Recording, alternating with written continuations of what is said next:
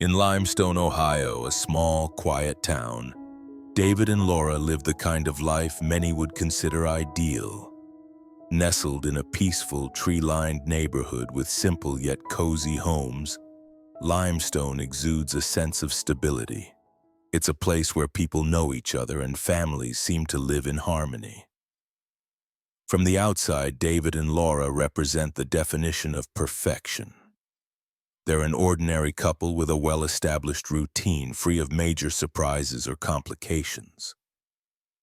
David, a 38-year-old renewable energy consultant, has a solid career and is highly respected in his field, helping local businesses and projects adopt sustainable solutions. His job demands dedication and often keeps him busy for long hours, but he always strives to balance his professional life with time spent with his family. He's proud of his accomplishments, yet deep down, he feels the weight of responsibility and the constant demands his profession places on him. Still, the community sees him as the perfect husband, always committed, focused on his family and his work. Laura, 36, is an interior designer who runs her own successful business, creating custom spaces for local homes and businesses. Her work requires significant attention, and she often spends long hours planning and overseeing projects. While she loves her profession, something inside her feels missing. Unlike David, who finds fulfillment in his work, Laura starts questioning whether her career truly satisfies her. She's proud of what she's built, but she can't ignore the feeling of being stuck, trapped in a cycle of repetition. To those around her, though, she appears to be a successful woman who has everything under control. They have a 6-year-old daughter, Sophie, who is the center of their lives. Sophie is a sweet, energetic, and curious child, a constant source of joy for David and Laura, and her presence brings balance to their home. Sophie loves playing in the backyard, building sandcastles and exploring the world around her. The house is always filled with laughter and play, and David and Laura dedicate as much time as possible to her. To them, Sophie is the bond that holds the family together and is undoubtedly the reason their lives feel complete.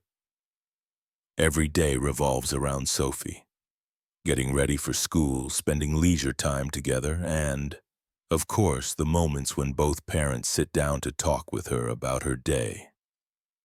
In their free time, the couple usually enjoys quiet outings.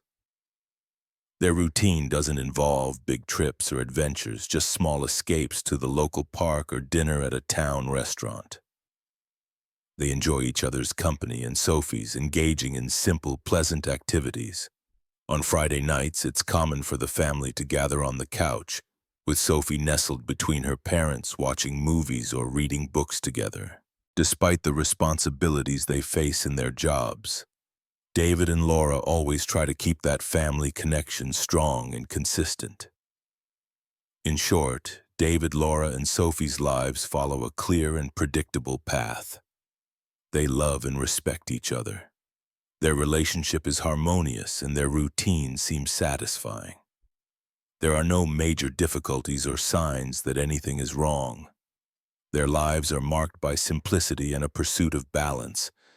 Each day is filled with daily responsibilities, but also with moments of joy and genuine affection. Nothing seems out of place, and life appears to move forward calm and secure until something begins to change. The story shifts when, during what seems like an innocent game, Sophie, David, and Laura's 6-year-old daughter does something that catches David's attention. While playing with her dolls, Sophie acts out a scene that appears simple but triggers an uncomfortable feeling in David. She makes the doll representing her mother kiss the doll she calls Coach, referring to her school's soccer coach. When David hears this, he doesn't fully understand the meaning of the phrase, assuming it might just be a child's playful nonsense. Yet he can't shake the idea that something is off, that this wasn't just a product of a child's imagination. Curiosity begins to grow inside him. At first, he tries to dismiss what he heard, thinking Sophie is just acting out a fantasy with her dolls. but doubt lingers like a seed planted in his mind. In the days that follow, David starts paying closer attention to Laura's behavior. He notices small changes. She begins leaving the house more often and becomes more withdrawn. She spends more time in meetings and at work, but also seems increasingly distant emotionally. Though David has no concrete reason to suspect anything, he starts feeling that something strange is going on. He observes the details. The way Laura avoids eye contact, how she arrives home later, often claiming she stayed late at work or had social commitments. But he still isn't sure what's happening. There's no proof, just a growing sense that something isn't right. Suspicion begins to take shape when David comes across something more tangible. He finds Michael's name, the school soccer coach, in Laura's text messages. David tries to convince himself that Michael's presence in the messages is harmless, perhaps just related to Sophie's school activities, but his gut won't let him rest. So he decides to investigate discreetly. David starts paying closer attention to details, where Laura goes, what she does, who she meets. Suspicion begins to take over his thoughts, and he can no longer ignore the signs. In a moment of intense unease, David decides to act. His suspicion is turning into obsession, and he can't ignore the feeling that something is wrong any longer. He begins following Michael, Sophie's school soccer coach, to find out what's really going on. David never imagined this would lead him to such a painful discovery. One afternoon, David watches Michael park his car in front of a local hotel. He approaches discreetly, keeping his distance, but trying to make sense of what's happening. What seemed like a simple doubt quickly turns into a nightmare. David sees Laura entering the hotel alone, and the scene immediately confirms his worst fears. His stomach churns, but there's no turning back. Heart pounding, David stays put, trying to process what's unfolding. He knows the only way to get answers is to keep watching. Soon after, Michael also enters the hotel, meets Laura, and warmly embraces her. Seeing this, David is stunned, his mind racing at full speed. Now the confirmation is right in front of his eyes. The feeling of betrayal is overwhelming. David knows he can't wait any longer. He can't let the emptiness of doubt continue. With anger and pain taking over, he decides to confront them immediately. He walks into the hotel, determined to face Laura and Michael and the truth he dreads uncovering. David can't hold back. He goes straight to Laura and Michael. The scene that follows is direct and to the point.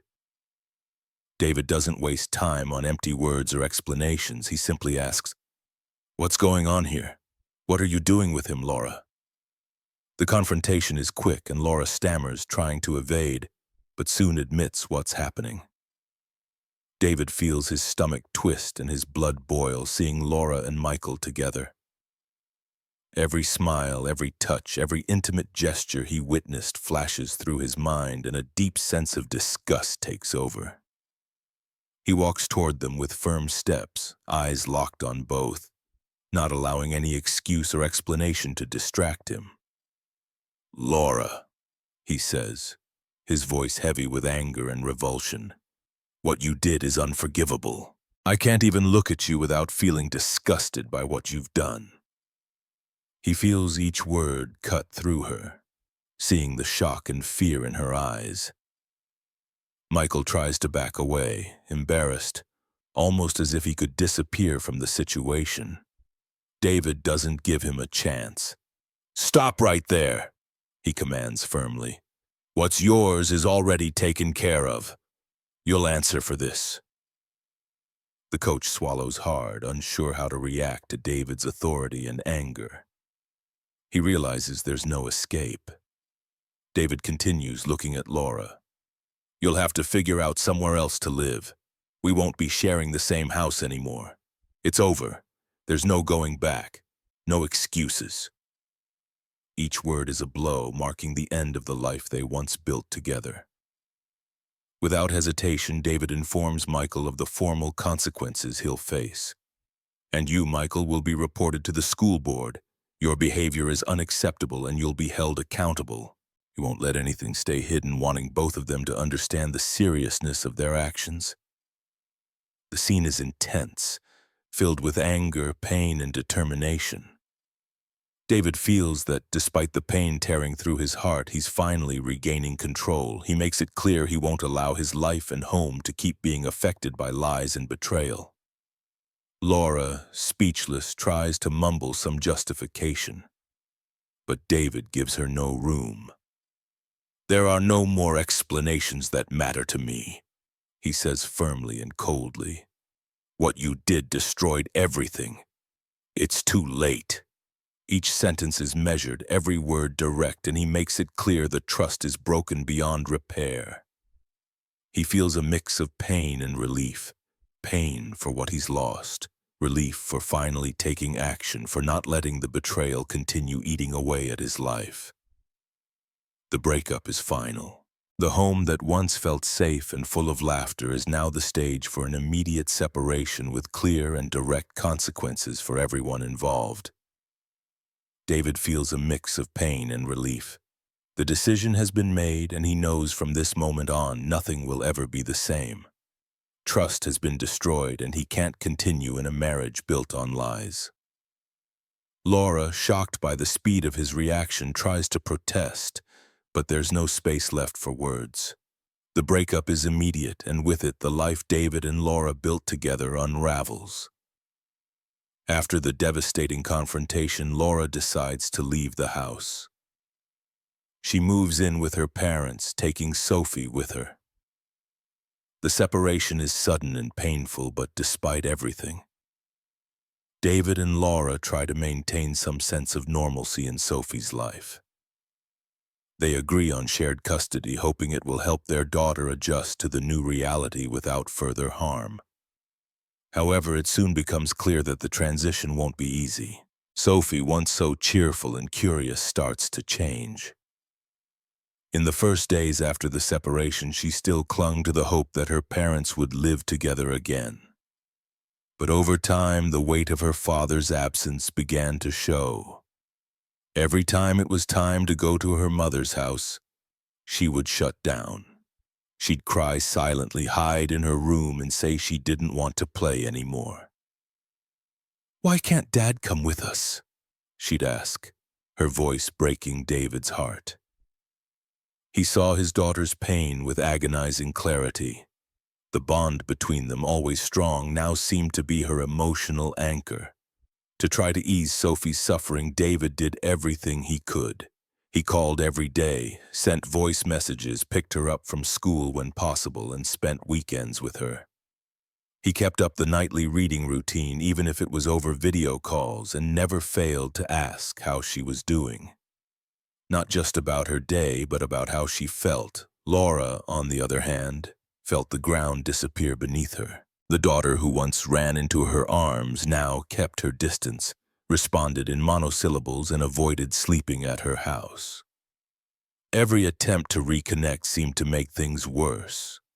"You're sad because Dad isn't here," Laura would say, trying to comfort her. But Sophie would just turn away. The guilt of having broken up the family weighed on her. But it was her daughter's silent rejection that tore her apart the most. In a moment of desperation, not knowing how else to deal with the emptiness and frustration, Laura made a drastic decision. Claiming Sophie needed time and emotional stability, she suspended David's visits. "She's confused," she told her ex-husband in a message. "She needs to reconnect with me. This can't go on like this."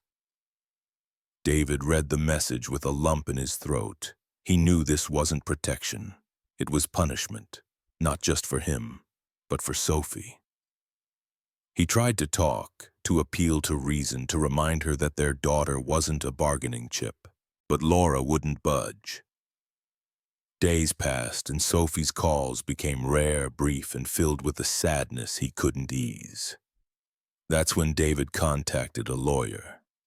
He didn't want a war, but he couldn't allow his daughter to be used as an emotional shield. The legal action for sole custody was filed based on the child's best interests, supported by medical and psychological documents showing the impact of the separation, especially after the contact was blocked. Messages between Laura and Michael were presented, proving the relationship began before the separation, reinforcing the context of family instability. But the core of the case wasn't the betrayal. It was the interference in the emotional bond between father and daughter. During the trial, Laura tried to defend herself.